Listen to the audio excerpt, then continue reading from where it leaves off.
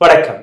Budget 2024 பிஎஸ்என்எல்லுக்கு என்ன கிடைத்தது, என்ன கிடைக்கவில்லை, பிஎஸ்என்எல்லை மீண்டும் ஒரு முறை ரிவைவ் செய்ய முடியுமா என்கிற இந்த கேள்வியுடன் இந்த பதிவை நாங்கள் துவங்க இருக்கிறோம்.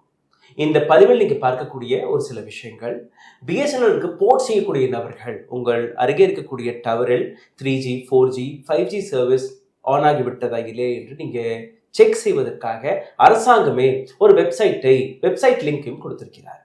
அதாவது போர்ட் செய்வதற்கு முன்பு நீங்கள் உங்கள் ஏரியாவில் இருக்கக்கூடிய டெலிஃபோன் நெட்வொர்க்கை பார்த்ததற்கு பின்பு நீங்கள் அந்த போர்ட்டிங்கை தொடங்கலாம் என்று ஜோதிராதித்யநாத் சிந்தியா டெலிகாம் மினிஸ்டர் கொடுத்த ஒரு ஸ்டேட்மெண்ட்டையும் நீங்கள் இங்கே பார்க்க வேண்டும்.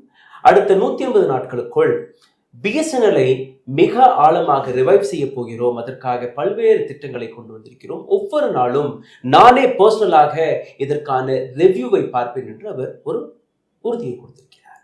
நேற்று பட்ஜெட்டில் ஒரு மிகப்பெரிய தொகையையும் ஒதுக்கி இருக்கிறார்கள். அதை பற்றியும் பேச போகிறோம்.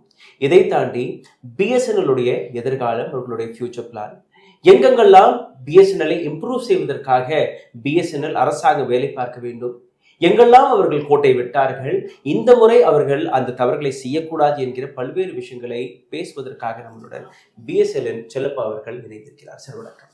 வணக்கம். பட்ஜெட்டில் ஒரு தொகை ஒதுக்கப்பட்டிருக்கிறது. அதுக்கு முன்பு ஒரு சின்ன டிஸ்கிரிப்ஷனை, ஒரு டீட்டெயில் இன்ஃபர்மேஷனை கொடுத்து விடலாம். அரசாங்கமே ஒரு வெப்சைட் லிங்க் கொடுத்துருக்காங்க. அந்த லிங்க்கை நீங்கள் கீழே டிஸ்கிரிப்ஷனில் நாங்கள் எழுதிடுவோம், நீங்கள் போய் கிளிக் செய்து பார்க்கலாம். tarangsanchar.gov.in/EMF portal. இந்த லிங்க்ல நீங்கள் போனீங்கன்னா மை லொக்கேஷன் என்கிற ஒரு லிங்க் இருக்குது. அந்த மை லொக்கேஷனில் நீங்கள் போன உடனே ஒரு ஃபார்ம் ஓப்பன் ஆகும். அந்த ஃபார்மில் உங்களுடைய பெயர், உங்களுடைய இமெயில் அட்ரஸ், டெலிஃபோன் நம்பர் இதெல்லாம் எழுதி நீங்கள் சப்மிட் கொடுத்தீர்கள்னாலே உங்களுடைய இமெயிலில் ஒரு ஓடிபி வரும். அந்த ஓடிபி நீங்கள் போட்டவுடன் ஒரு மேப் ஓப்பன் ஆகும். உங்களுடைய ஏரியாவுக்கு இருக்கக்கூடிய இந்த மேப், அங்கே அக்கம் பக்கத்தில் இருக்கக்கூடிய பிஎஸ்என்எல் டவர், இந்த டவரில் இருக்கக்கூடிய சிக்னல் ஸ்ட்ரென்த் உங்களுக்கு கிடைச்சிடும். அப்படி உங்களுக்கு சாட்டிஸ்ஃபேக்ஷன் கிடைக்கும்படி அந்த டவர் இருந்தால் நீங்கள் நேரடியாக போய் போர்ட் செய்து கொள்ளலாம். அப்படி அந்த தருணத்தில் அங்கே 2G 3G மட்டும்தான் வருகிறது என்றால் கொஞ்சம் பொறுத்து கொண்டு 1 மாதமோ 2 மாதத்துக்கு பின்பு மறுபடியும் அதே போர்ட்டில் போய் செக் செய்து நீங்கள் போர்ட் செய்யலாம். இது அரசாங்கம் எதற்காக வெளிவிட்டார்கள் என்று பார்த்தீர்கள்னா, திடீர் என்று ஒரு மிகப்பெரிய அலை பிஎஸ்என்எல் நோக்கி போயிருக்கிறது. பல்வேறு நபர்கள் பிஎஸ்என்எலுக்கு போர்ட் செய்து கொண்டிருக்கிறார்கள். கடைசியாக எனக்கு கிடைத்த தகவல் படி நீங்கள் பார்த்தீர்கள்னா கிட்டத்தட்ட 25 லட்சம் நபர்கள் இதுவரை போர்ட் செய்திருக்கிறார்கள். பல்வேறு நபர்கள் போர்ட் செய்ததற்கு பின்பு பிஎஸ்என்எல் எங்களுக்கு டவர் கிடைக்கவில்லை என்கிற ஒரு கம்ப்ளைண்ட்டை எடுத்து வைத்தது. அந்த காரணத்தால் தான் இந்த சேவை அவர்கள் தொடங்கியிருக்கிறார்கள். பட்ஜெட்டிற்கு வந்து விடலாம். பட்ஜெட்டில் நேற்று டெலிகாம் செக்டருக்காக அரசாங்கம் ஒதுக்கிய 1,28,000 கோடி ரூபாயிலிருந்து நேரடியாக 82,916 கோடி ரூபாய் பிஎஸ்என்எல்லுடைய ரிவைவலுக்காக ஒதுக்கி இருக்கிறார்கள். சார், இந்த ரிலீஃபை நீங்கள் எப்படி பார்க்குறீங்க? இது ஒரு இந்த முறை ஒதுக்கி இருப்பது நல்ல அம்சமாக பார்க்குறோம். ஆனால் அந்த 82,916 கோடியில் பிஎஸ்என்எல் எம்டிஎன்எல் மெர்ஜருக்கான செலவுக்கான தொகையும் அதில் எடுத்துக்கொள்ளப்படும் என்று சொல்லப்படும். ஆமாம், அதுவும் சொல்லியிருக்காங்க. கரெக்ட். BSNL MTNL. ஆமாம். எம்டிஎன்எல் ஒரு நஷ்டமடைந்த நிறுவனமாக 47% பங்கு விற்பனை செய்யப்பட்ட நிறுவனம். அதனுடைய கடன் மட்டுமே 18,000 கோடி இருக்கிறது. அப்போ அதையெல்லாம் பிஎஸ்என்எல் இணைக்கும் போது என்ன ஆகும் என்று மன்னிக்கணும், 31,852 கோடி ரூபாய் கடன். ஓகே, கடன். ஆமாம். ஸோ ஆல்மோஸ்ட் டபுள் 31,000 கோடி கடன் இருக்குது. அப்போ அந்த கடனோட எம்டிஎன்எல் பிஎஸ்என்எல் மெர்ஜ் பண்ணால் பிஎஸ்என்எல் சுமை அதிகமாகிவிடும். ஆகவே அது அந்த 31,000 கோடியை அரசாங்கமே கட்டிவிடும் இந்த அப்படின்னு சொன்னால் அது பிஎஸ்என்எலுக்கு நல்லது. இந்த பட்ஜெட்டில் நான் பார்க்குறேன் 17,510 crores for pensionary benefit of the department of telecom கொடுத்துருக்காங்க. இது 17,510 கோடி. இது எம்டிஎன்எல்லுடைய ஸ்டாஃப் கிடைக்குமா, இல்லை இது டாட்டுங்கிறது வேறு? இல்லை, டிபார்ட்மெண்ட் ஆஃப் டெலிகாம் தான் பென்ஷன் கொடுக்குறாங்க. அது பிஎஸ்என்எலுக்கும் கொடுக்குறாங்க, எம்டிஎன்எல் கொடுக்குறாங்க. பிஎஸ்என்எல் தான் அதிகம். ரைட். அப்போ பிஎஸ்என்எலுக்கு கான்ட்ரிபியூஷன் வாங்கிக்கிறாங்க எம்ப்ளாயிட்ட இருந்து, வாங்கிட்டு அதை டிஓடி கொடுப்பாங்க. DOT will make a payment. ஒன்று ரெகுலராக பென்ஷன் யார் பிஎஸ்என்எல் சர்வீஸ் முடிச்சிட்டாங்கன்னா யார் பென்ஷன் பே பண்ணுறாங்கன்னா it's only government of India from consolidated fund of இந்தியாவிலிருந்து ஏற்கனவே நிதி இருக்கு, அந்த நிதியிலிருந்து பென்ஷன் வந்து ஒதுக்கி கொடுக்கப்படுது. அதற்கு ப்ரொவிஷன் வருஷம் கொடுக்கணும். பிஎஸ்என்எல் இது வரைக்கும் ரிட்டையர்ட் ஆனவங்களுக்கு 17,000 கோடி. 34.46 crores has been made for a technology development. வெறும் 34 கோடி ரூபாய் டெக்னாலஜி டெவலப்மெண்ட் என்கிற பேரில் ஒதுக்கி இருக்கிறார்கள். 70 crore for campaign service sector scheme, 1,806 crores for the production linked incentive PLI ஸ்கீம்ங்கிற பேரில். இது எல்லாத்தையுமே நீங்கள் சேர்த்தீங்கன்னா ஒரு கிட்டத்தட்ட ஒரு 2,000 கோடி ரூபாய் கூட ஒதுக்கப்படவில்லை நேரடியாக டெக்னாலஜி என்கிற பேரில். போதுமான அளவில் இருக்குமா? இல்லை, அது ரொம்ப கம்மியாகத்தான் நாங்கள் நினைக்கிறோம். பட் இனிமேல் செக் பண்ணி பார்க்கணும். 1,00,000 டவர் வந்து இந்தியாவில் வந்து 4G 5Gக்காக அலாட் செய்யப்பட்டிருக்கு. ஆமாம், இப்போதைக்கு நீங்கள் பார்த்தீங்கன்னா ஒரு 68,000 டவர்ஸ்கள் தான் பிஎஸ்என்எல் கையில் இருக்குது. அது போக 1,00,000 டவர் வரப்போகுது. ரைட். அதில் வந்து 1,00,000 டவருக்கான ஆர்டர் பிளேஸ் பண்ணலை இன்னும் பிஎஸ்என்எல். ரைட். அவங்க வந்து இது வரைக்குமே கிட்டத்தட்ட ஒரு 30,000 டவர் வரைக்கும் தான் பிளேஸ் பண்ணியிருக்கிறாங்க. ஆர்டரே அவ்வளவுதான் போயிருக்கு. 30,000 towers. Allotment is for 1 lakh. 1 lakh. Okay. They have assured 1 lakh. Okay. அப்போ அதுக்கான தொகை இருந்தால் தான் அந்த அலாட்மெண்ட் இருக்குது, இது இந்த நிதி பயன்படுமா என்று சொல்ல முடியல. ரெண்டாவதா equipment. They are purchasing equipment from TCS. Right. And the equipment TCS is routing the equipment. We are not buying directly. No, we are buying directly from TCS. There is an agreement between BSNL and TCS is a software. இல்ல, அவங்க இந்த தேஜஸ் ஒரு company, ஒரு company அதை link பண்ணிக்கிட்டாங்க. பழைய இது ஒரு இது இருந்துச்சு, டிஓடியில் இருந்தது, அதையும் சேர்த்துக்கிட்டு அவங்க ஒரு நெட்வொர்க்கை உருவாக்கி they are manufacturing BTS, that is equipment. Simply say எக்யூப்மெண்ட்டை பண்ணுறாங்க. அதை ஃபுல்லாக பண்ணுறதுக்கு பேமெண்ட் பண்ணணும். BSNL has to make a payment. Budgetary ப்ரொவிஷனில் போன முறை வந்து 22,000 கோடி ரூபாய் நாங்கள் இதில் ரிலீஃப் இதில் கொடுக்கும்போது கொடுத்துருக்கிறதா சொல்லியிருக்காங்க. அதை எவ்வளோ பண்ண போகிறாங்கன்ற செய்திகள்லாம் இனிமேல் தான் பார்க்கணும். இப்போ உங்களுடைய தகவல் படி நீங்கள் பார்த்தீர்கள் 30,000 டவர்ஸ்க்கான ஆர்டர் பிளேஸ் செய்யப்பட்டிருக்கு. ஏற்கனவே இருக்கக்கூடிய 68,049 டவர்ஸ் ஆஃப் பிஎஸ்என்எல் ரெண்டுமே நீங்கள் சேர்த்தால் கூட 1,00,000 டவருக்கு கீழே தான் இருக்குது. அதே நீங்கள் ஜியோ நெட்வொர்க்கில் இருக்கக்கூடிய டவர்ஸை பார்த்தீர்கள்னா, ஜியோ ஏர்டெல்லுடைய டவரை நீங்கள் பார்த்தீங்கன்னா ஏர்டெல்லில் 3,26,000 டவர்ஸ் இருக்குது. ஜியோவிடம் 7,46,000 டவர் இருக்குது. ரைட். இன்னும் பிஎஸ்என்எல் கிட்ட இருக்கக்கூடிய இந்த 1,00,000 ஆர்டர் ஃபுல்லாக கம்ப்ளீட் பண்ணால் கூட 1,68,000 டவர்ஸ் தான் இருக்கும். அப்போது ஒரு தனியார் கையில் இருக்கக்கூடிய 7,50,000 டவருக்கு இவர்கள்ட்ட இருக்கக்கூடிய 1,50,000 டவரை எப்படி நீங்கள் மேட்ச் பண்ண முடியும்? ஏன்னா அது ரொம்ப பெரிய டிஃப்ரென்ஸ் இருக்கு. கண்டிப்பாக அது ரொம்ப பெரிய டிஃப்ரென்ஸு. ஆனால் ஒன்று என்னென்னா, இவங்க டவர்ஸ் எரெக்ஷன் பண்ணியிருக்கிற இடங்களை விட throughout the country from Kashmir to Kanyakumari கிராமப்புறத்தில் எல்லாம் சர்வீஸ் கொடுக்குறது பிஎஸ்என்எல் எங்கள் டவர்ஸ் தான் இருக்குது. ஒன்று, இந்த டவரை வச்சுக்கிட்டு எங்களால் சர்வீஸ் கொடுக்க முடியுமானா, for a start we can give 100% best service to public. எங்கிட்ட இருக்க வந்து 8 கோடி மக்கள் தான் இருக்கிறாங்க, 8 கோடி சந்தாதாரர்கள் இருக்கிறாங்க. இது ஒரு ட்ரஸ்ட் ஏற்படும் போது tower expansion is not a problem. அது எப்போ வேணாலும் நீங்கள் எக்ஸ்பேண்ட் பண்ணிக்கிட்டே போகலாம். இப்போ அவங்க வந்து அவங்க கிட்டத்தட்ட ஒரு 40 கோடி பேர் இருக்கிறாங்க. அதனால அவங்க வந்து ஒரு 7,00,000 டவர் வச்சிருக்கிறாங்க. ஆனால் அந்த டவரில் கூட அவங்க கிராமப்புறத்தில் வைக்கல, எல்லாமே அவங்க concentrated at city based or town. இந்த சந்தாதாரர்கள் ரேஷியோ நீங்கள் பார்த்தீங்கன்னா definitely BSNL have more towers. அது ஜியாகிரபிக்கலி நாங்கள் எல்லா இடத்துலையும் இருக்கிறோம், அவங்க எல்லா இடத்துலையும் கிடையாது. ரைட். ஜியாகிரபி இப்போ நக்சல் பாடி இருக்கிற இடத்துல கிடையாது, ஜம்மு அண்ட் காஷ்மீரில் அவங்க கிடையாது, ஹில் ஸ்டேஷன்ஸில் அவங்க கிடையாது, நாங்கள் தான் இருக்கிறோம். அப்போ எங்கள் டவர்ஸோடைய இது வந்து ஸ்ப்ரெட்டாக இருக்குது, அதனால் எங்களால் சர்வீஸ் கொடுக்க முடியும். பத்தாதுங்கிறது உண்மைதான். ஆனால் உடனடியாக அதனால் கன்ஜெஷன் ஏற்பட்டுரும், சர்வீஸ் கிடைக்காம போயிருங்கிற நிலைமை ஏற்படாது. It will improve. அது வந்து இந்த டவர்ஸை வந்து any time you can erect. இப்போ பழைய மாதிரிலாம் இல்லை, ரொம்ப சிம்பிளிஃபைடாக டவர்ஸை எரெக்ட் பண்ண முடியும். வோடாஃபோன் இந்தியா மீது கிட்டத்தட்ட ஒரு 2,00,000 கோடி ரூபாய் கடன். அந்த கடன்ல இருந்து ஒரு மெஜாரிட்டி பெனிஃபிட் அண்ட் டவர்ஸ் எல்லாம் நீங்கள் பார்த்தீங்கன்னா பிஎஸ்என்எல் டவர் தான் அவங்க யூஸ் பண்ணிட்டு இருக்கிறாங்க.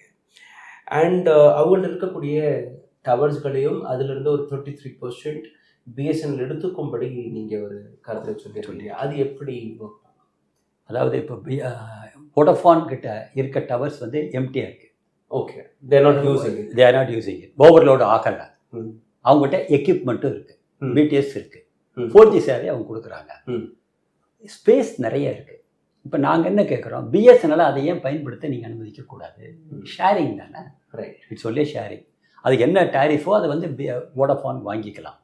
ரெண்டாவது, அப்படி வாங்குன்னு சொல்கிறதுக்கு government has got a right. Is there any talk going on? No, we are going on representing to the government. Okay, நாங்கள் ரிட்டனாக நான் கூட உங்களுக்கு அனுப்புகிறேன். ரிட்டனாக நாங்கள் வந்து டெலிகாம் மினிஸ்டருக்கு நாங்கள் இதையே ப்ரெஸ் பண்ணி லெட்டர் கொடுத்துருக்குறோம், மேனேஜ்மெண்ட்டு கூட பேசியிருக்கிறோம், பழைய டெலிகாம் மினிஸ்டர்கிட்ட பேசியிருக்கிறோம். பட் அவங்க ஒன்றும் சரியான ரிப்ளை பண்ணலை. ஏன்னா கவர்மெண்ட்டுக்கு ஒரு 35% ஷேர் இருக்கக்கூடிய ஒரு வோடஃபோனில் பிஎஸ்என்எல் தேர் ஓன் கம்பெனி அதை யூஸ் பண்ணிக்காங்கன்னு சொல்லி ஒரு லிங்க் ஏற்படுத்தி கொடுத்தால், ஒரு எம்ஓயு போட்டு கொடுத்தாங்கன்னா எங்களால் சர்வீஸ். ஜோதிராதித்யநாத் சிந்தியா டெலிகாம் மினிஸ்டர் திடீர் என்று இன்னைக்கு வந்து ஆக்டிவ் ஆகக்கூடிய ஒரு நிலையில் வந்திருக்காரு. அடுத்த 180 நாட்களுக்குள்ள நாங்கள் வந்து பிஎஸ்என்எல் 4G சேவையை கம்ப்ளீட்டாக ரிவைவ் செய்து விடுவோம், கம்ப்ளீட்டாக கொடுத்து விடுவோம் என்கிற ஒரு உத்தரவு போட்டிருக்காரு. நானே பர்சனலாக ஒவ்வொரு நாளும் அதற்கான ரிவ்யூ மீட்டிங் எல்லாம் போட்டு பார்க்க போகிறேன்னு சொல்லியிருக்காரு. நேற்று பட்ஜெட்லேயும் ஒரு மிகப்பெரிய தொகையை ஒதுக்கி இருக்கிறார்கள். 2 நாட்களுக்கு முன்பு பிரைம் மினிஸ்டர் மோடி பேசும்போது நீங்கள் பார்த்தீர்கள்னா, இந்தியா முழுவதும் நான் இலவச இன்டர்நெட் சேவையை கொடுக்க என்னுடைய கனவாக இருக்கிறது என்று அதுவும் கூறியிருக்கிறார். ஸோ திடீர் என்று பிஎஸ்என்எல் மீது ஒரு அக்கறை காட்டி வருகிறார்களா, இல்லை இது வெறும் வாய் வார்த்தைகள் மட்டும்தான்? இல்லை, டெலிகாம் மினிஸ்டர் சொல்லியிருக்கிறது கூட நீங்கள் பார்த்தீங்கன்னா 180 டேஸில் டெலிகாம் ஆக்ட் நாங்கள் கொண்டு வருவோன்றாங்க. இட்ஸ் ஸ்பேன் 6 months ஸ்பேனில் டெலிகாம் ஆக்ட் கொண்டு வருவோம் அப்படின்னு சொல்லியிருக்கிறாங்க. பிஎஸ்என்எல் டெவலப்மெண்ட் சம்மந்தமாக டெய்லி ரிவ்யூ பண்ணுறேன் அப்படின்னு அவர் ஒத்துட்ருக்கிறார். அப்படி செய்தால் நாங்கள் ரொம்ப வரவேற்கிறோம், செய்யணும்னு நாங்களும் விரும்புகிறோம். உடனடியாக பிஎஸ்என்எல் இன்டென்ஷன் இருக்கா இருக்கு அப்படின்னு சொல்லியிருக்கிறாங்க. ஆனால் நமக்கு பாஸ்ட் ஹிஸ்ட்ரி என்ன? மே 23 தொலைத்தொடர்பு அமைச்சராக இருந்த அஸ்வினி வைஷ்ணவ் அவர்கள் அவர் என்ன சொன்னார், அக்டோபர் மாதம் பிஎஸ்என்எல் 4G ரோல் அவுட் பண்ணும், 5G நவம்பரில் ரோல் அவுட் பண்ணணும்னு சொன்னார். சொல்லி மோர் தென் a year nothing has happen. அப்போ இவருடைய பேச்சும் வாக்குறுதிகளும் இதே மாதிரி விளம்பரமாக போயிடக்கூடாது, ஆக்ஷனில் வரணும் என்று நாங்கள் விரும்புகிறோம். இதே அஸ்வினி வைஷ்ணவ் அவர்கள் டெலிகாம் மினிஸ்டராக இருக்கும்போது ஏப்ரல் மாதம், இதே வருடம் ஏப்ரல் மாதம், Elon Musk had visited India. அப்போ நீங்கள் பார்த்தீங்கன்னா பிரைம் மினிஸ்டர் மோடியை எல்லாம் போய் பர்சனல் சந்திச்சுட்டு கவர்மெண்ட்டுக்கு நாங்கள் உதவுவோம். இதுக்கு முன்னாடி நீங்கள் பார்த்தீங்கன்னா கவர்மெண்ட்டோட பல ஒப்பந்தங்கள் போடணும்னு அரசாங்கம் கோரி வரும்போது அதுக்கெல்லாம் அவர் வந்து சரின்னு சொல்லலை. 3.5 ஆண்டுகளாக அவருடைய சேட்டலைட் சேவை இந்தியாவிற்கு வருவதாக ஒரு தகவல் வருது. பல நாடுகளில் அதை லான்ச்சும் செய்து விட்டார்.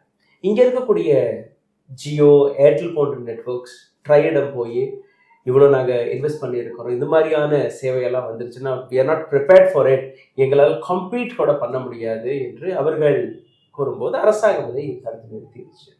இதே விஷயம் தானே பிஎஸ்என்எலுக்கு போய் பொருந்தும். பிஎஸ்என்எல் சரியாக காம்படிஷனுக்கு தயாராகாத நிலையில் நீங்கள் ஜியோ, ஏர்டெலுக்கு 5G லைசன்ஸு கொடுக்குறீங்க. இன்னைக்கு இன்னொரு காம்படிட்டர் இந்தியாவில் வரும்போது ஒரு சேட்டலைட் இன்டர்நெட்டை கொண்டு வர முயற்சிக்கும் போது இவர்களுடைய பேச்சை நீங்கள் கேட்டு நிற்கிறீங்க. அன்னைக்கும் பிஎஸ்என்எல் போயிருக்கோம் இல்லையா? BSNL would have definitely asked for the spectrum, 3G, 4G, 5G ஸ்பெக்ட்ரத்தை கேட்டிருப்பாங்க. அன்னைக்கு இதே மோடி அரசாங்கம், இதே government of India telecom ministry, they never listen to BSNL. Why? இல்லை, நீங்கள் பாருங்கள், இதில் போட்டி யாராவது நடக்குதுன்னு முதல்ல நம்ம பார்க்க வேண்டியதாக இருக்குது. இது பிஎஸ்என்எல் இருக்குது வச்சுக்கோங்க, ஒரு பன்னாட்டு பகாசுர கம்பெனிக்கும் இந்திய கார்ப்பரேட் நிறுவனங்களுக்குமான மார்க்கெட் சந்தையில் இருக்கக்கூடிய ஒரு போட்டி இது. அப்போ அவங்க எலான் மஸ்க் வந்து பன்னாட்டு பகாசுர கம்பெனி, அவர் வந்து இந்தியாவில் எனக்கு சேவை துவங்குறேன், நான் கவர்மெண்ட்டுக்கு கொடுக்குறேன், பிஎஸ்என்எல் கூட நான் கொடுக்குற தயார் என்று கூட சொல்கிறார். இவங்க என்ன சொல்கிறாங்க, உள்நாட்டு முதலாளிகள் என்ன சொல்கிறாங்க, கூடாது என்று தடுக்கிறாங்க. அப்போ இவங்க 2 பேருக்கு நடுவில் அரசு முடிவெடுக்க வேண்டிய கட்டாயம். இந்திய முதலாளிகளை சாட்டிஸ்ஃபை பண்ணுறதுக்கு ஒரு 3-3.5 வருஷம் ஆயிருக்கு. இப்போ அவங்க கொடுத்துருக்கேன்னு சொல்கிறாங்க. இன்னும் அது வந்து முழுமையாக வெளியே வர வேண்டிய செய்திகள். இதில் இப்படி வந்தால் அது பிஎஸ்என்எலுக்கு தான் வரும், பிஎஸ்என்எல் கவர்மெண்ட் செக்டாருக்கு தான் நாங்கள் சர்வீஸ் கொடுப்போம் என்று அவர்கள் இந்த சேட்டிலைட் விஷயத்தை ஆரம்பித்தாங்கன்னா பிஎஸ்என்எல் வில் சர்வை ஈஸி.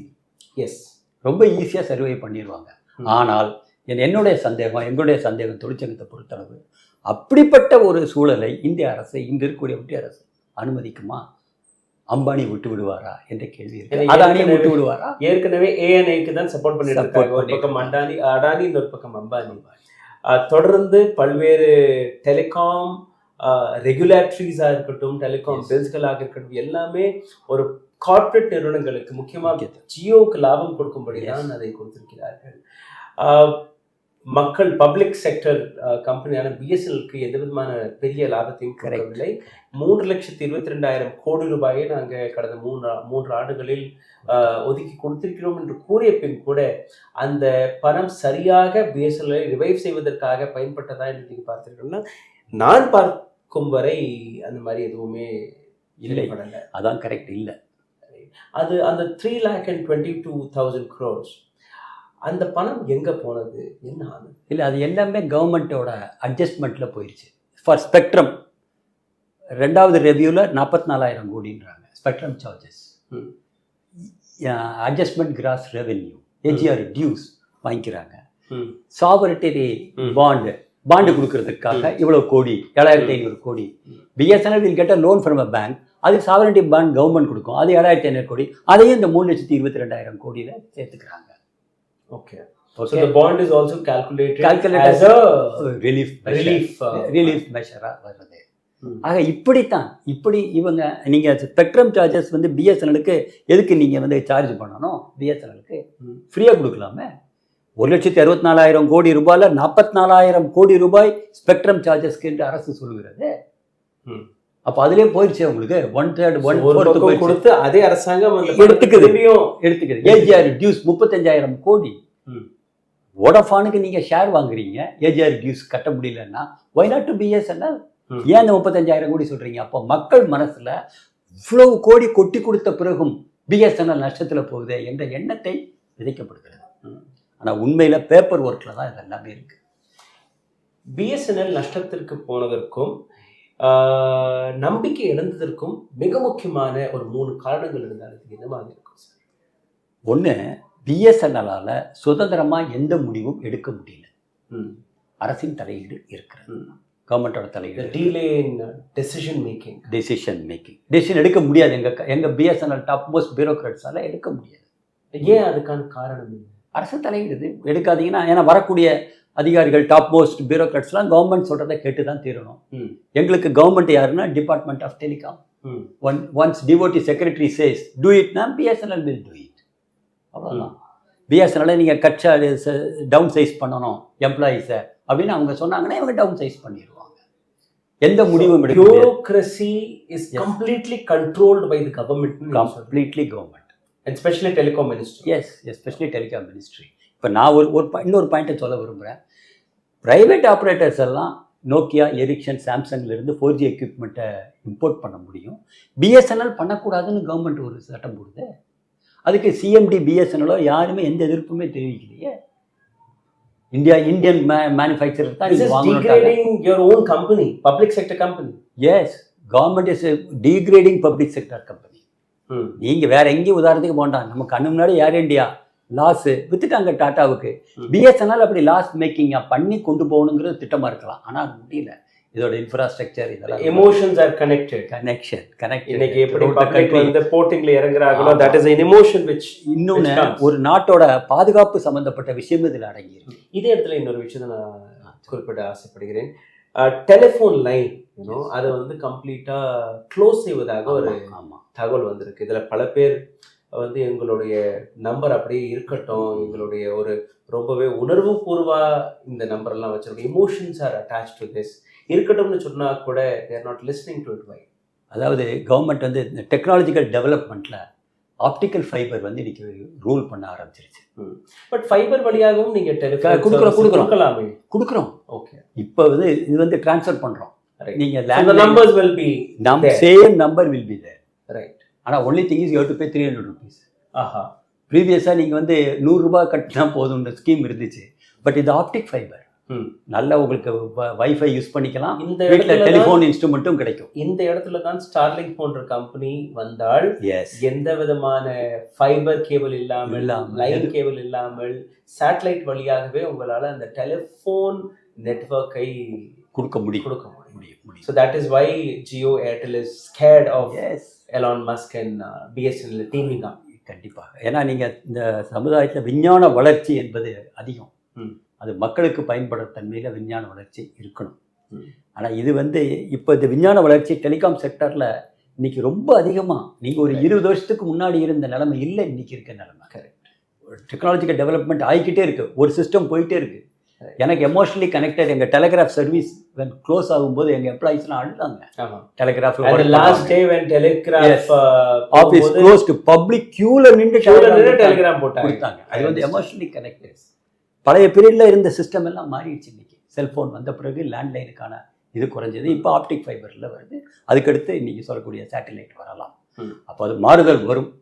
மாறுதலுக்கு நம்ம உட்படுத்திக்கலாம். அடுத்த கேள்வி அதே 3 சரிவுக்கான காரணங்கள் ஒன்று நீங்கள் சொல்லி ஒன்று முடிவெடுக்க முடியாது. ரெண்டாவது, திட்டமிட்டே பிஎஸ்என்எல் வளரக்கூடாது என்ற சதி அரசாங்கம் செய்கிறது. அரசாங்கம் தனியாருக்கு ஆதரவான நிலை எடுத்து பொதுத்துறை நிறுவனத்துக்கு ஆதரவான நிலையை அவங்க எடுக்கலை. அது ரொம்ப கிளாரிங்காக தெரிகிறதே 4Gல 5G கொடுக்காதது. இது ஒன்று கிளாரிங் எக்ஸாம்பிள். இதுக்கு மேலே நான் விளக்க வேண்டிய அவசியம் கிடையாது. பொதுவாகவே இன்னைக்கு இருக்கக்கூடிய இந்த government they are for pro corporate பாலிசிஸை அவங்க கடைப்பிடிக்கிறாங்க. அது எல்லா பப்ளிக் செக்டருக்கும் இது பொருந்தும், எல்லாத்துக்குமே பொருந்தும். இது ரெண்டாவது காரணமாக பார்க்குறோம். மூணாவதாக பார்க்க வேண்டியது என்னன்னு கேட்டிங்கன்னா, காம்படிஷன் இந்த மார்க்கெட்டில் அது ஒரு நியூ டெக்னாலஜிக்கல் டெவலப்மெண்ட் வச்சுக்கிட்டு எங்களால் கீழே போக முடியல. எங்களுக்கு அதுக்கான உபகரணங்கள் இல்லை, இது இல்லை. மார்க்கெட் இன்னைக்கு சந்திக்கணும். அட்வர்டைஸ்மெண்ட் உட்பட நீங்கள் வந்து வர அட்வர்டைஸ்மெண்ட்டில் பிஎஸ்என்எல் ஒரு காம்படேட்டிவ் அட்வர்டைஸ்மெண்ட் கொடுக்கணும். அது கூட கொடுக்க முடியும். அது கூட எங்களால் கொடுக்க முடியல. அது காரணம் நிதி இல்லை. அப்போ நஷ்டத்தில் போகிறது ஒரு கம்பெனியால் விளம்பரமே கிடையாது. இப்போ பிஎஸ்என்எல் எங்கேயும் கிடையாது. இன்றைக்கி ரிலையன்ஸ் ஜியோ விலையை உயர்த்தின ஒரே காரணத்தினால மக்கள் இன்னைக்கு நம்ம நிறுவனம் என்று வர்றாங்க. நாங்கள் இருகரம் கூப்பி வரவேற்கிறோம், அவங்களுக்கு வரணும்னு விரும்புகிறோம். ஆனால் அவங்களுக்கு சிறந்த சேவையை கொடுக்கணும்னு நினைக்கிறோம். இதான் மூணாவது. ஆனால் மேலே இருக்கக்கூடிய அரசாங்கமோ இல்லை மினிஸ்ட்ரியோ அதற்கான வேலையை சரியாக இதுவரை பார்க்கல. இதுதான் மூணாவது காரணம். இதை ஒரு நிறுவனம் வளரணும்னா அதற்கான பணத்தை வந்து உருவாக்கணும், அதுக்கான எக்ஸ்பேன்ஷன் ஒர்க்கை செய்யணும். மக்கள் மனசில் வந்து கூட ஒரு பேப்பர் ஒர்க் மாதிரி அட்ஜஸ்ட்மெண்ட் முறையில் அந்த பணத்தையும் அவர்கள் சரிபார்த்து வருகிறார்கள். இதுதான் மூணாவது. பிஎஸ்என்எல் ரிவைவ் செய்யணும்னா உங்களுடைய பார்வைகள் இம்மீடியட்டாக என்னெல்லாம் அவர்கள் செய்யணும்? முதல்ல வோடாஃபோன் கூட ஒரு அக்ரிமெண்ட் போட்டு பிஎஸ்என்எல் அனுமதி கொடுக்கணும். ஓகே, ஸோ வோடாஃபோனில் இருக்கக்கூடிய ஒரு பர்டிகுலர் ஷேர் பிஎஸ்என்எலுக்கு வரும். இல்லைன்னா அவங்களுடைய பர்டிகுலர் ஷேர் இல்லை, அவங்க டவரையும் எக்யூப்மெண்ட்டையும் பிஎஸ்என்எல் பயன்படுத்த அரசு நிர்பந்திக்கணும். And government can do it. ஏன்னா அவங்கள்ட்ட வந்து அந்த கடன் கொடுக்கறதுக்கான ஒரு government is on upper hand. they can when government சொன்னா அவங்க கேட்டு தான் தீரணும். இப்போ நான் கேட்குறேன், இந்த ஆப்டிக் ஃபைபர் கேபிள் எல்லாம் போடுறோம். And the same thing can go with Jio and Airtel also. அங்க ஒரு சில டவர்கள் அப்படி கவர்மெண்டால சொல்ல முடியாது, ஜியோட்ட போய் சொல்ல முடியாது கவர்மெண்டால. நிதர்சனம். கவர்மெண்ட் போய் நீங்க கொடுங்க பிஎஸ்என்எலுக்கு சொல்ல முடியாது, ஏர்டெலுக்கு சொல்ல முடியாது. வோடாஃபோன் ஏன் சொல்ல முடியும்னா 35% ஷேர் இருக்கிறதுனால. அவர் ஹோல்டு இருக்கு, அதனால சொல்லுங்கன்னு சொல்றோம். பண்ணா ஒரு சர்வீஸை ரோல் அவுட் பண்ணா இன்னைக்கு வரக்கூடியவங்களுக்கு ஒரு நல்ல சேவை. 68,000 டவர்ஸ் ஏற்கனவே இருக்கு, 1,00,000 டவர்ஸ் எரெக்ட் பண்ண போறீங்க. 35% ஃப்ரம் வோடாஃபோன் டவர்ஸ் வந்துருச்சுன்னா again it will give you breath பண்ண முடியும், எந்திரிச்சு நிற்க முடியும். பிஎஸ்என்எல்லால சர்வை பண்ண முடியாது. எங்களுக்கு அந்த ஒரு சர்வீஸ் மட்டும் இல்லை. இன்னைக்கு இருக்க டெக்னாலஜியில் ஆப்டிக்கல் ஃபைபரில் we are actually competing in rural area. Yes, நீங்கள் சிட்டி விட்டுருங்க, ரூரலில் இன்றைக்கி optic fibre cable 7.5 route kilometre lakh 7.5 lakh route kilometre BSNL கண்ட்ரோலில் இருக்குது. Okay, that's a large number. Large number. You can check it up with your இன்டர்நெட்டில் போய் பாருங்கள். மற்ற எல்லா கம்பெனிஸை கூட்டினா கூட 7.5 லேக் இருக்க ரூட் கிலோமீட்டர் கிடையாது. பிஎஸ்என்எல் அலோன் இஸ் ஹேவிங் ஒன்று. அப்போ அதில் வந்து நாங்கள் பெஸ்ட்டு சர்வீஸ் கொடுத்துட்ருக்குறோம். கிராமத்தில் நீங்கள் சிட்டியில் கிடைக்காம இருக்கலாம், கிராமம் முழுக்க இன்னைக்கு இந்த சின்ன சின்ன ஊர்கள் முழுக்க எங்களோட சர்வீஸை தான் நம்பியிருக்காங்க. Right. கவர்மெண்ட் சர்வீஸும் எங்களை தான் நம்பியிருக்கிறாங்க. பிஎஸ்என்எல்லால் அதில் ஒரு நல்ல சர்வீஸ் கொடுக்கலாம். Chennai to Andaman under C cable போட்டதே பிஎஸ்என்எல் தான். பிஎஸ்என்எல் தான் போட்டோம். ஆனால் அந்த சர்வீஸை ஃபஸ்ட்டு எங்களுக்கு கொடுக்கல. கேபிள் போடுறதுக்கு ஒரு இது பண்ணாங்க, ஆப்டிக் ஃபைபர் கேபிள் லே பண்ணுறதுக்கு டெண்டர் கொடுத்தாங்க. யாரும் வரல, பிஎஸ்என்எல் வந்துச்சு. Happily we did it. ஆனால் அதை எடுத்து ஃபஸ்ட்டு பயன்படுத்தினது தனியார் நிறுவனங்கள். பின்னாடி தான் ஜியோ கையில் போச்சு, ஏர்டெலுக்கு போச்சு, அதுக்கப்புறம் தான் பிஎஸ்என்எல் என்பது வந்தது. அதனால் இது ரிவைவல் பிளானை பொறுத்தளவுக்கு கவர்மெண்ட்டு இந்த மாதிரி செக்டார்லேயும் இந்த மாதிரி செக்ஷன்ஸ்லையும் எங்களுக்கு அன்றாட செலவுகளுக்கு அதுக்கு பணம் தேவைப்படுது இல்லை. இன்னொரு விஷயம் பண்ணலாம், like rural area where you are already strong, அங்கே நீங்கள் இந்த 4G 5G சேவை இன்னும் பவர்ஃபுல்லாக ரோல் பண்ணால் காம்படிட்டிவான ஏரியாஸ், அதாவது நகரங்களில் ஏற்கனவே காம்படிஷன் இருக்கு, பட் கிராமங்களில் உங்களுக்கு காம்படிஷனே கிடையாது. You're the king. அந்த இடத்துல 4G 5G போன்ற சேவைகள் போகும்போது அங்கேயும் ஒரு இன்டர்நெட் டெக்னாலஜியுடன் அங்கே இருக்கக்கூடிய கிராமங்கள், அங்கே இருக்கக்கூடிய மக்கள் இணையும் போது ஆட்டோமேட்டிக்காகவே பிஎஸ்என்எல் மீது இன்னும் நம்பிக்கை வரும். அங்கே இருக்கக்கூடிய ஸ்பெஷலி ஸ்டூடெண்ட்ஸ் பார்த்தீங்கன்னா ஆஃப்டர் கோவிட் எல்லாம் எல்லாமே இன்டர்நெட்டாக மாறுது. எல்கேஜி ஸ்டூடெண்ட் கூட இது பண்ணாங்க ஆன்லைன். குழந்தைகளை நானே கோவிட் நேரத்தில் நான் ரிப்போர்ட் கவர் செய்ய போகும்போது பல்வேறு கிராமங்களில் ஒரு ஸ்மார்ட் ஃபோனை வச்சுட்டு ஒரு வீட்டில் இருக்கக்கூடிய 5-6 குழந்தைகள் கிளாஸ் எல்லாம் அட்டென்ட் செய்ததை நான் பார்த்திருக்கிறேன். So what ever 3G service or 2G service they had, they still managed to attend the classes, online classes. So அதே மாதிரி மருத்துவத்துறையாக இருக்கட்டும், பல்வேறு பேங்கிங் செக்டராக இருக்கட்டும், இது எல்லாமே ஒரு ஸ்ட்ராங்கான இன்டர்நெட் வழியாக பிஎஸ்என்எல் இணைக்க முடியும். அண்ட் அங்கே இவர்களுடைய கான்சன்ட்ரேஷன் அதிகமாக இருக்கணும்னு நான் நம்புகிறேன். ஐ டோன்ட் நோ, மேபி இல்லை நீங்கள் ரொம்ப கரெக்டாக சொல்லியிருக்கீங்க. எங்களுடைய ஸ்ட்ரென்த்தே கிராமம், மலைப்பிரதேசங்கள், இந்த இடங்கள்லாம் சர்வீஸ் கொடுக்கறது தான். ஏன்னா பிஎஸ்என்எல் ஒரு பப்ளிக் செக்டர், அதோட நோக்கம் வந்து லாபம் இல்லை, சர்வீஸ். இதுவே ரிலையன்ஸ் ஜியோனா லாபம் தான், இது வந்து சர்வீஸ். அப்போ நீங்கள் சொல்கிற மாதிரி அந்த கிராமங்களில் மற்ற இடங்களில் கான்சென்ட்ரேட் பண்ணால் அது சர்வீஸ் கொடுத்த மாதிரி இருக்கும், மக்களுக்கு நேரடியாக சென்று பயன்படக்கூடியதாக. எக்கனாமிக் சர்வே ஆஃப் இந்தியா எத்தனை பேர் படிச்சீங்கன்னு எனக்கு தெரியல. நேற்று அதை பற்றின ஒரு வீடியோ நாங்கள் வெளியிட்டிருந்தோம். Economic survey of India report படி நீங்கள் பார்த்தீர்கள்னா கடந்த 10 ஆண்டுகளாக எந்த அரசாங்கம் மேக் இன் இந்தியா போன்ற திட்டங்களுக்கான பல்வேறு ப்ரமோஷன்ஸ்களை செய்து வந்தார்களோ அந்த திட்டம் வழியாக கார்ப்பரேட் நிறுவனங்களுக்கு கொடுக்கப்பட்ட டாக்ஸ் ரிபேட்டாக இருக்கட்டும், அல்ல அவர்களுடைய கடன் தொகையிலிருந்து கொடுக்கப்பட்ட ரிட்டர்ன் ஆஃப் தொகையாக இருக்கட்டும், இது எல்லாத்தையுமே எதற்காக அரசாங்கம் செய்தது என்றால் பிரைவேட் நிறுவனங்கள் அதிக வேலை வாய்ப்பை உருவாக்குவார்கள், திரும்பவும் அவர்கள் இதே நாட்டில் இன்வெஸ்ட்மெண்ட் செய்வார்கள் என்று. இதே எக்கனாமிக் சர்வே ஆஃப் இந்தியா ரிப்போர்ட்டில் நீங்கள் பார்த்து 10 ஆண்டுகளாக இந்த ரிப்போர்ட் வெளியில் வரல. ஃபர்ஸ்ட் ஆஃப் ஆல் வந்திருக்கு, we should be thankful to the government. But இந்த இடத்துல சென்சஸ் 2011 எடுத்த சென்சஸை வச்சுட்டு அந்த கணக்கு எடுத்து கொடுத்துருக்காங்க. மற்ற எக்கனாமிக் ரிப்போர்ட்டெல்லாம் நீங்கள் பார்த்தீங்கன்னா 2014 to 17 வரைக்கான டேட்டா தான் இருக்குது. இந்த இடத்துல பிஎஸ்என்எல் போன்ற கம்பெனிஸ் எந்த அளவில் எம்ப்ளாய்மெண்ட்டை ஜென்ரேட் பண்ணியிருக்காங்க. தொடங்கிய காலத்திலிருந்து கடைசி இப்போ வரை கூட நீங்கள் பார்த்தீங்கன்னா பல்வேறு நபர்கள் விஆர்எஸ் வாங்கி இன்னைக்கு பிஎஸ்என்எல்லுடைய பண உதவியால் தான் அவங்களுடைய தன்னுடைய வாழ்க்கை நடத்தி வருகிறார்கள். தெளிவாக இந்த சர்வே ரிப்போர்ட்டில் எடுத்துக்காட்டக்கூடிய விஷயம், ஸ்கில் இந்தியாவை நாங்கள் கொண்டுட்டு வந்தோம், பட் ஸ்கில் இந்தியா வழியாக எந்த இளைஞர்களை நாங்கள் உருவாக்கினோமோ அதிலிருந்து 50% இளைஞர்களுக்கு நாங்கள் வேலை வாய்ப்பு கொடுக்க முடியாது, அவர்கள் தகுதியற்றவர்கள். 2வது, யாருக்கெல்லாம் நாங்கள் இந்த பண உதவியை கொடுத்தோமோ, டாக்ஸ் ரிபேட்டாக இருக்கட்டும் இல்லை கார்பரேட்டுக்கு ஸ்பெஷலாக, அவங்க இந்த பணத்தை வந்து இந்தியாவில் இன்வெஸ்ட் பண்ணலை. இந்தியாவில் இன்வெஸ்ட் பண்ணாத காரணத்தால் எங்களால் வேலை வாய்ப்பை உருவாக்க முடியவில்லை. பிஎஸ்என்எல் அதற்கான மிக தெளிவான ஒரு உதாரணத்தை செட் செய்கிறது. Service is what the motto, is not the money. But கார்பரேட்டருக்கு பணத்தையும் வாங்கிடுறாங்க, சேவைகளையும் வாங்கிடுறாங்க, சலுகைகளும் வாங்கிடுறாங்க, டாக்ஸ் ரிபேட்டும் அவங்களுக்கு கிடைக்கணும், வாங்கின கடனும் நாங்கள் கட்டக்கூடாது. But we will not invest. You know, it's a very important, beautiful discussion what we had today. And biggest பல்வேறு தகவல் வந்து கொண்டே இருக்கிறது. ஒவ்வொரு நாளும் நான் சார் ரொம்ப ஆழமான ஆய்வுகளில் இறங்கி இருக்கிறோம். பல்வேறு டாக்குமெண்ட்ஸ் எங்களிடம் வருது, இன்டர்னல் டாக்குமெண்ட்ஸ் எங்களிடம் வருகிறது. தொடர்ந்து இதே போன்ற டிஸ்கஷன்ஸ் வழியாக உங்களுக்கு தகவலை கொண்டு வந்து கொடுப்பதற்காக நாங்கள் 2 பேருமே கடமைப்பட்டிருக்கிறோம். அடுத்த ஒரு இதே போன்ற இன்ட்ரெஸ்டிங்கான எபிசோடில் கூடிய சீக்கிரம் சந்திக்கும். நன்றி. Thank you so much. தேங்க்யூ. ஊடகம் கார்ப்பரேட் அரசியல்வாதிகளின் கைப்பாவையாக அடிமைகளாக இருந்தது போதும். இனி சாட்டை எடுத்து சுழற்றும் நேரம் வந்துவிட்டது. ஊடகம் பொதுமக்களாகிய உங்களுக்காக உங்களாலேயே இயக்கப்பட வேண்டும். ஊடக சுதந்திரத்திற்காக உங்களின் பங்களிப்பை இன்றே அளித்திடுங்கள்.